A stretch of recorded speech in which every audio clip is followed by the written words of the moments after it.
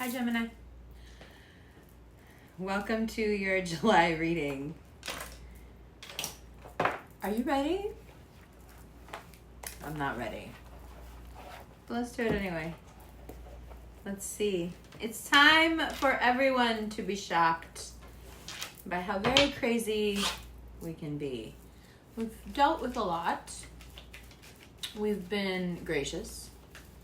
We've been quiet. We continue to be quite cagey, especially with people we love. We might end up saying a few things that we can't take back. Be really careful from now, at least until Venus goes retrograde on the 23rd, but from now until July 10th, Mars moves into Virgo. From now until the 10th, it's like, but after the 10th, don't say anything. Don't say anything, especially to people who just want some attention. You will regret it so much later, and you know when you say something and you just know you can't take it back, and you know that it's very permanent, especially if it's someone that is either important to you or becoming important to you. It's a bad move. So let's be very careful about the words that we say. Everyone is going to be shocked at how crazy we're being, but we don't want them to be hurt. So there's the distinction. Now, the Seven of Swords is also us taking from ourselves by not thinking in the long term. So there's a lot of things catching up to Geminis right now that should have been dealt with over the past decade. And for one reason or another, you dropped the ball and you didn't think you'd have to pick it back up. And now that you have to, and perhaps a few things like that have accumulated, it can feel, like someone's out to get you. It can feel like you're being persecuted, but in fact, it is your own bad habits that have brought you here. Some of the things that you're dealing with, you can find a way, to justify, like, no, actually, it's not my fault. It's this person's fault. But if you look closely at the matter, you'll find that in one way or another, you did drop the ball. So you can spend time, blaming other people if you want to. You can spend time being harsh to other people, especially to your family, but it will not help anything, and it will, in fact, create woundings that, especially with your family, can be really hard to mend. So there is a wanting to go beyond what you know of as family at the moment. There's a need to push boundaries a little bit. I wouldn't say it's boredom necessarily, but there is frustration there. You want newness, you want variety, you want something inspiring. And even though, being in the fold with your family and being in the fold with the people you love and care about has that stabilizing effect, right now, with everything that's going on in your life, you do feel an almost self-destructive urge to venture out, get a little bit far from what you know and what feels stable. Because we're in that crazy energy now, and then, once we have our foot on the gas, we just go. So, one way or another, the things that we need to pay attention to, especially family-wise, children-wise, court-wise, obligations, right? Money obligations, debts, it's all coming to call. So no point in pointing fingers. You just got to deal with what it is. And then we have Venus going retrograde on the 23rd, and it'll be retrograde until September 4th, if I'm not mistaken. Now, if there is something that's newly ended or newly beginning and it's in an awkward stage, Venus goes retrograde and you're able to salvage it. You're able to talk. You're able to reconnect. So don't move too fast right now. I know it's annoying because July has a tendency to drag anyway, but just let it. Don't say too much. Don't expect too much. You don't have to necessarily be in this energy to not say too much or expect too much, but a lot of us find ourselves here because we're not getting the push that we want. Things aren't moving the way we want them to. Some of us may feel like our obligations and our missteps in the past are keeping us from something we want terribly in the moment, and that makes us feel, stupid and frustrated, and I should have known better. And whenever Gemini starts playing this regret game, regret doesn't look good on us. So, you don't have to be in a Two of Swords energy to not say and do much, but you might find yourself there just out of frustration. And when Mars goes into Virgo, you can find yourself in the Two of Swords energy because you just said something right away as soon as Mars goes into Virgo that, you had your foot in your mouth, so now let's just go crazy. Let's just say whatever we want. Knight of Wands, the Star, and the High Priestess. So I'm glad to see the High Priestess here because I feel like it's been a while since Gemini's had this energy come in, and it's refreshing to see it. It's comforting, and I'll explain why. So the Knight of Wands here is that propensity once Mars moves into Virgo to really want to say way too much. It can be immature, right? It can be immature, and right now we need to be thinking like a grown-up because we have all these grown-up obligations that have come to call. So we need to, we need to address them as such. And this is not the energy you want to bring to that.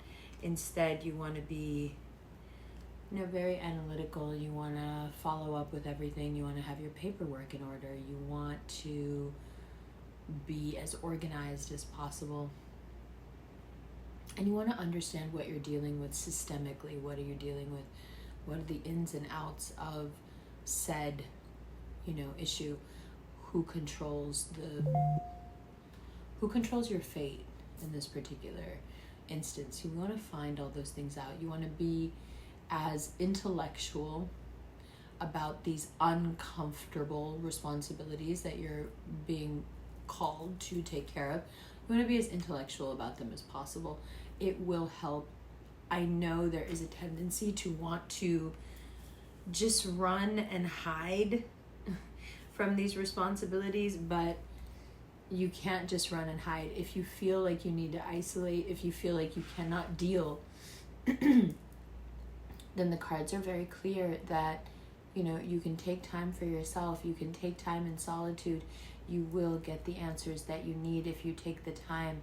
But there is a difference between doing this and sticking your head in the sand. So being depressed and sad and sleeping and, disappearing into your bed is one thing, and meditating and hydrating and being conscious of what you're eating and drinking and being conscious of what you're consuming, via your eyes, your ears, and staying in a space of grace for yourself and openness towards what the world wants to bring to you or what this holographic reflection wants to show you.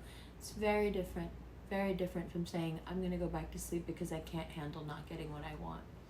So, speaking of not getting what you want, it's easy to get frustrated and to crack. It's easy to get frustrated and perhaps to lash out at somebody that you feel has everything already figured out or everything that you wish you had. And again, July comes across as this month of oops, I wish I could take that back sort of regrets for Geminis. And like I said, we don't do well with regrets. So again, this theme of watch your words, especially because you may end up saying something to someone who is quite influential and has some sway over how things go in your life, and you don't realize it yet. So being very careful in general about your tone. Now, the other thing here that I would like to talk about is this idea of being happy and how it takes just as much energy to be upset as it does to be happy. And I think that sometimes we don't realize that. I think sometimes we assume that being happy is just the default of what happens when nothing is wrong. And upon closer inspection, whenever you speak to someone who has a generally happy disposition, you'll find that things go wrong in their life constantly. And yet they have chosen, regardless of how life is going moment to moment, to maintain a happy disposition and maintain a sunny and fairly optimistic disposition. That meaning that regardless of what is going on, they believe that things will get better, they believe that things will get easier, they believe in the goodness, let's say, of their own faith. Now, when we lack that belief in our own goodness and in the success and abundance of our path, when we lack that, when we see the world as being at odds with us, when we see this construct as something that takes from us, that punishes us, that humbles us constantly, one, the construct starts to behave that way. And two, it's taking the same amount of energy that it takes to magnetize the good stuff to yourself, to pull in, the abundance, to pull in the security, the financial safety, security, all of that. So when we're talking about what we're getting out of life, especially if you're, dealing with debt and, all these kind of calamities, financial calamities, if you're talking about how to manifest, right, the best out of life, and how do you turn that switch so that you can feel that the universe is working for you and not against you, how do you get yourself to truly believe that this is all working in your favor and not against you? I think it has to do with personal power. So Aries will welcome the North Node as of July 17th. And for the North Node to move into Aries means that now we are ready, even if we don't think we are, to stand on our own feet and to be quite adult. Now, one of the drawbacks of this energy is that we will become hyper independent and vigilant about it.